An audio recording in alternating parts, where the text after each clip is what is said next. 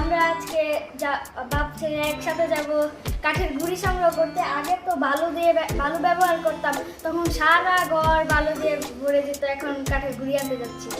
আচ্ছা, তাহলে আমরা কাঠের গুঁড়ি সংগ্রহ করতে যাব। সবাইকে এই প্রক্রিয়াটা দেখাবো আমরা কিভাবে কাঠের গুঁড়ি সংগ্রহ করি।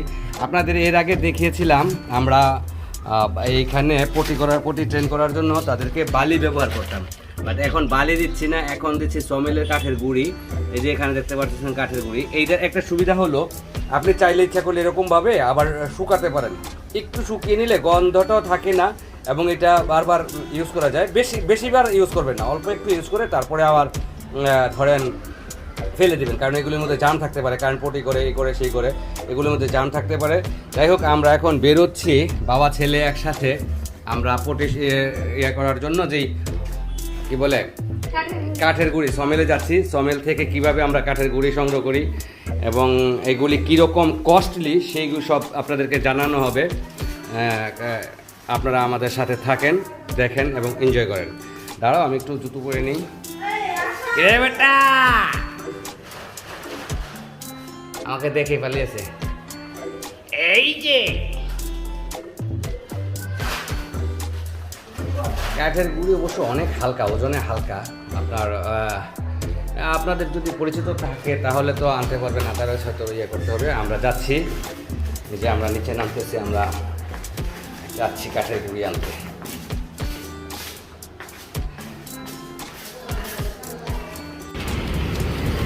জি, আমরা দেখতে পাচ্ছেন আমরা চলে এসেছি, এই যে মেন রোডে চলে এসেছি। এখানে ভবন টবন দেখা যায়, আলমদিনা দেখা যাচ্ছে। আমরা এই যে বাসা, এই যে সমেল, এই যে দেখতে পাচ্ছেন এখানে প্রচুর পরিমাণে কাঠ রাখা আছে। আমরা এই যে এখানে সমেলে ঢুকতেছি কাঠের গুঁড়ির জন্য। এইটা একটু, এই যে সমেল একটু দাঁড়া, আমরা সমেলকে আজকে বন্ধ নাকি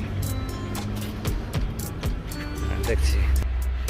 এই যে আপনাদের দেখাচ্ছি সমেল, এই যে এখানে এরকম কাঠের গুঁড়ি থাকে, এরকম প্রচুর কাঠের। এটা হলো এখান থেকে যেগুলি বাতাসের সাহায্যে বাইরে চলে আসে সেই কাঠের গুঁড়িগুলি।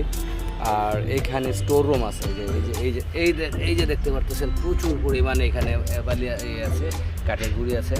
তারপরে এই যে এইদিকে প্রচুর থাকে, এই যে স্টোর রুমে থাকে, ঠিক আছে। এই যে এইদিকে থাকে, হয়তো বা এখানে যেগুলি স্টকে ছিল এগুলি মানুষ নিয়ে গেছে, বাট আমার নেওয়ার জন্য আমার আছে, সেটা সমস্যা নেই। আমি আপনাদেরকে নিচ্ছি, তারপরে দেখাচ্ছি।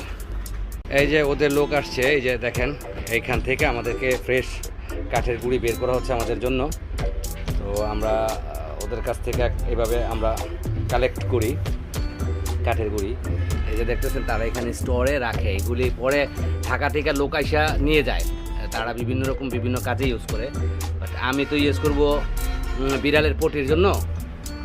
তো সেই জন্য কাঠের গুঁড়িটা ভালো, কাঠের গুঁড়িটা ওয়েট কম এবং আপনার ঘর নষ্ট করে না। আপনার বালি কিন্তু টাইলসের শত্রু হলো বালি যদি পড়ে তাহলে টাইলসের মধ্যে দাগ পড়ে যাবে। হ্যাঁ, সেই জন্য আমরা এই যে এখানে আসছি, এই যে এখান থেকে নিচ্ছে, যে আমাদেরকে ভরে দিচ্ছে। আর এই সমেলটা হলো আমার চাচার, যার জন্য আমরা এই সুবিধাটা পাই। এটা হলো স্বগত কাকার সমেল, যার জন্য আমরা এই সুবিধাটা পাই। তো আপনারা দেখতে পাচ্ছেন এখান থেকে এই যে দেখেন সেইভাবে আমাদেরকে ভরে দিচ্ছে। বেশি বড় না যা হচ্ছে। আচ্ছা, এই হ্যাঁ আর একটু নিবা,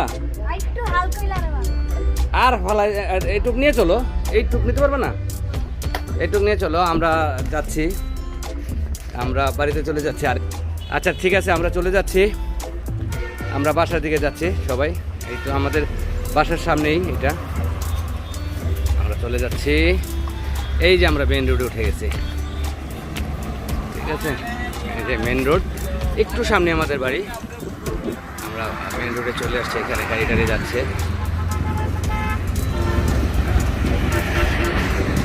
দেখতে পাচ্ছেন বিভিন্ন রকমের গাড়ি।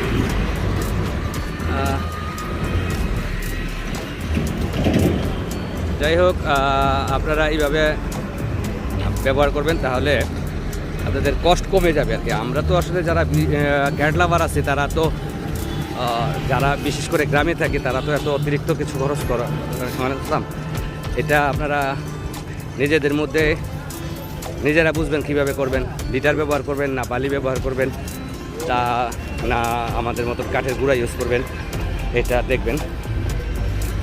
সবাই ভালো থাকবেন ইনশাল্লাহ। আসসালামু আলাইকুম ওয়া রাহমাতুল্লাহি ওয়া বারাকাতুহু।